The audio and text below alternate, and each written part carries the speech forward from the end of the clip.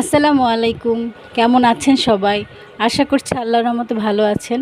আমরাও সবাই ভালো আছি। আজকে আমি বানিয়ে দেখাবো বাড়ির গাছে পাকা আম দিয়ে পাটিসাপটা পিঠা। তাই আমি আমগুলোকে প্রথমে ধুয়ে ছিলে নিচ্ছি।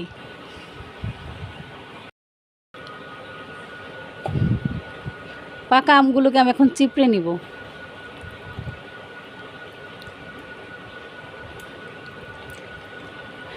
এভাবে আমি সবগুলোকে চিপড়ে নিব।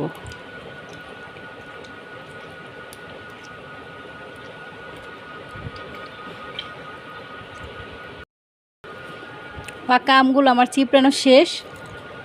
এগুলো আমি এখন একটা চালনির সাহায্যে ছেঁকে নেব।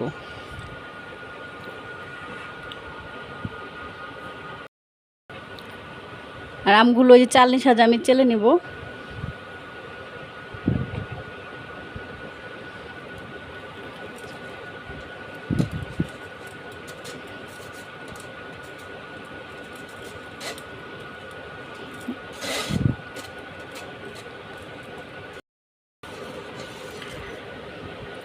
আর আমের পিউরিগুলো আমার বের করা শেষ। এভাবে চালনির সাহায্যে আমি ছেঁকে নিচ্ছি।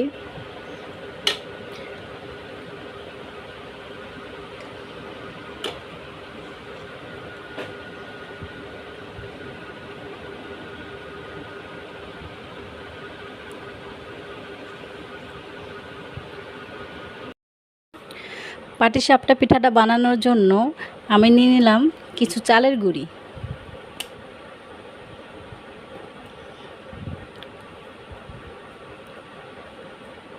এটা আতপ চালের গুঁড়ি। এর মধ্যে আমি দিয়ে দেবো সামান্য ময়দা,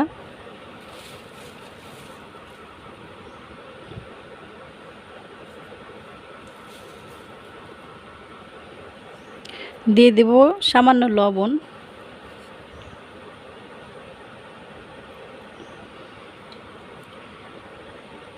দিয়ে দেব চিনি,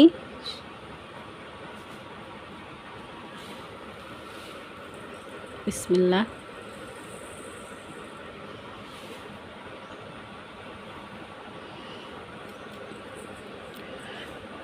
এগুলোকে ভালো মতো মিলিয়ে নেব।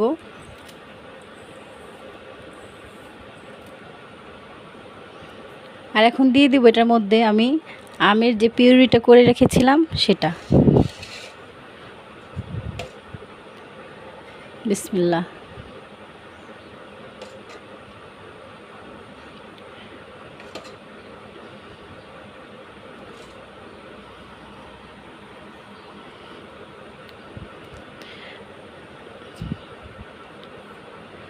আর এটাকে আমি এখন ভালো মতো মিশিয়ে নেব।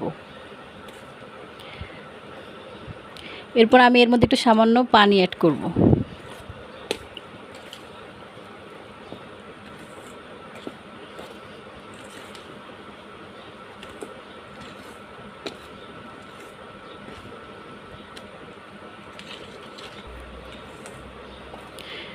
আমি দিয়ে দেব সামান্য পরিমাণ পানি।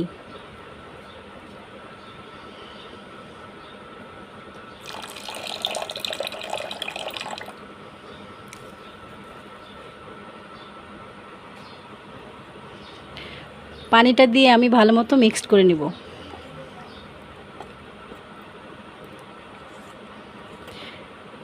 আর পাটিসাপটার ডোটা আমি এভাবে তৈরি করে নেব। কালারটা কিন্তু মাশাআল্লাহ অনেক সুন্দর হয়েছে। আমি কিন্তু কোনো রং মিশাইনি, এটা আমার বাড়ির কাছে পাকা আম দিয়ে, তো কালারটা এত সুন্দর।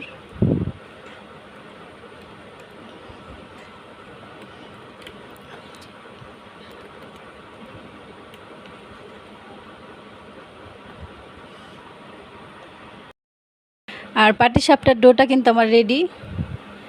আর ডোটার ঘনত্ব এই যে এরকম হবে।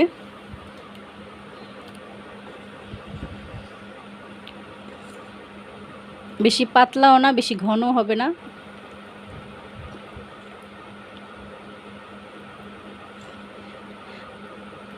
এখন আমি এর ভিতরে দেওয়ার জন্য যে খিরসাটা সেটা রেডি করে দেখাবো।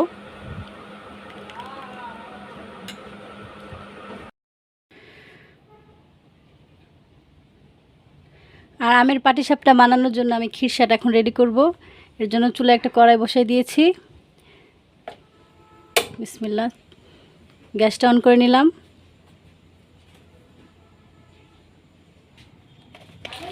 দিয়ে দেব দুধ।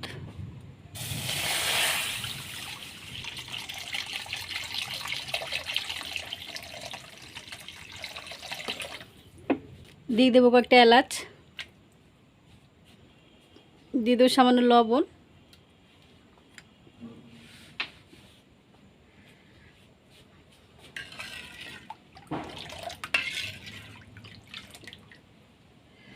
আর দিয়ে দেব চিনি।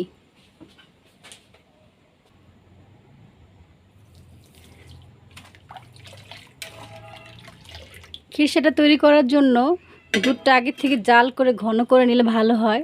যেহেতু আমি অল্প বানাচ্ছি, এজন্য আমি ডাইরেক্ট এখনই বানাচ্ছি। আর দুধ বলক চলে আসছে। আমি খিরসাটা বানাতে চিনি দিয়েছি, আপনারা চাইলে গুড় দিয়ে করতে পারেন। গুড় দিয়ে করলেও খেতে মজা হয়, কালারটা সুন্দর হয়। যেহেতু আমের পাটিসাপটা বানাচ্ছি, তো ভিতরে সাদা থাকবে আর উপরে থাকবে ম্যাঙ্গো কালার, দেখতে সুন্দর লাগবে। আর দুধটা বলক চলে আসছে।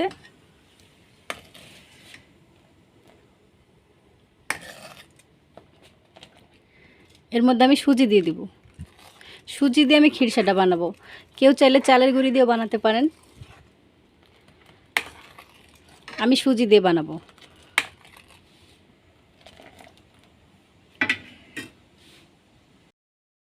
আর আমি খিরসাটাতে দেওয়ার জন্য নারকেল নিয়ে নিয়েছি কিছু, আমি নারকেলটাও দিয়ে দিব। বলক চলে আসছে, আমি এখন সুজিটা দিয়ে দিব। সুজিটা কিন্তু অল্প অল্প করে দিতে হবে আর নাড়তে হবে।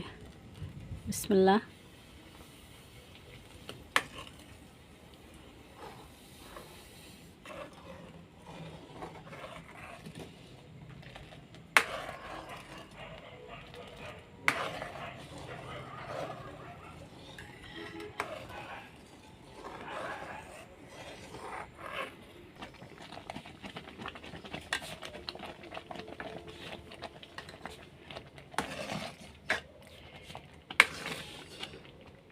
খিরসাটা কিন্তু আমার প্রায় হয়ে আসছে, আমি আর একটু ঘন করে নেব। আপনারা চাইলে এর মধ্যে ঘি অ্যাড করতে পারেন, আমি দিব না যেহেতু বাসায় নেই। আমি বাসায় যে উপকরণ আছে তা দিয়েই বানিয়ে দেখাচ্ছি।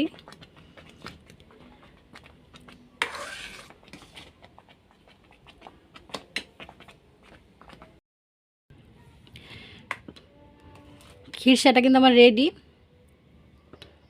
আমি এখন পিঠা বানাবো। খিরসাটা একটু ঠান্ডা করে নিব, ঠান্ডা করলে আর একটু শক্ত হবে।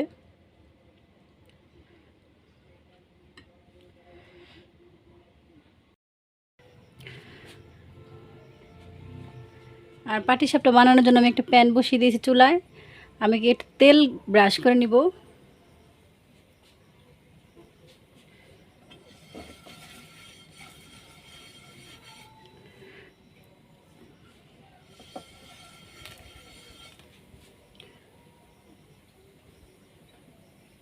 চুলার আঁচটা কিন্তু একেবারে মিডিয়ামে রাখতে হবে।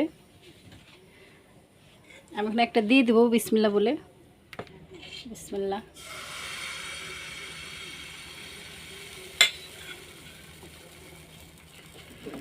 বিসমিল্লাহ বলে দিয়ে দিলাম।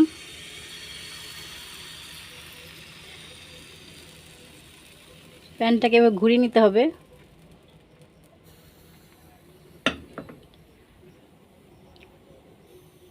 আমি খিরসা দিয়ে দিব এর মধ্যে।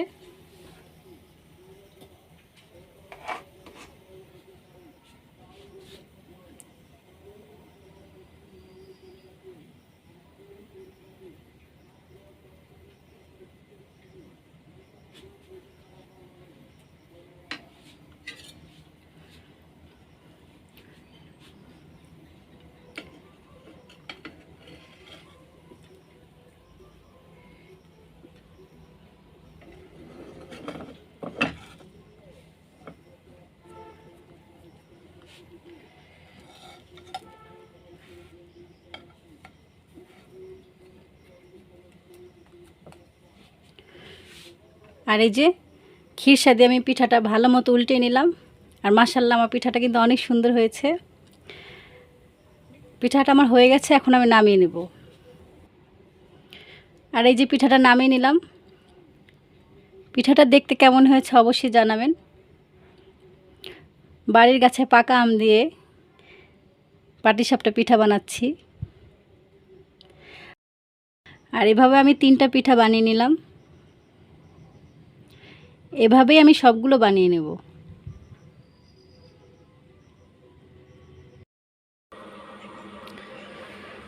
আর এই যে আমার ম্যাঙ্গো পাটিসাপটাগুলো বানানো শেষ, অথবা আম দিয়ে পাটিসাপটা বানানো শেষ।